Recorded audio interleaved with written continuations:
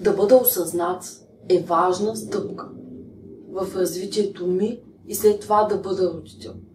Как да стана родител, когато аз не съм осъзната?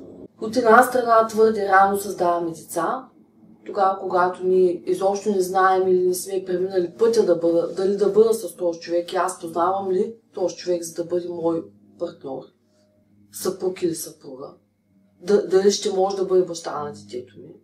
От друга страна пък е прекалено късното създаване на семейство, когато вече аз съм сама или сам. Балансът да намериш първо е трудно, когато да създадеш семейство. Защо го създаваш това семейство? Защо искаш деца? Това са важните въпроси. И ако аз искам дете, за да имам семейство, за да имам мъж, ами това е егоизъм.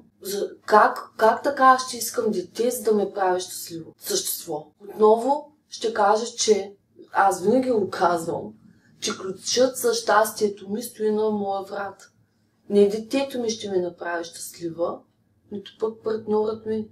Ако аз съм нещастна, аз ще съм нещастна по-своему постоянно. Но търся причина да имам щастие в макар трудния свят. Това е моя отговорност.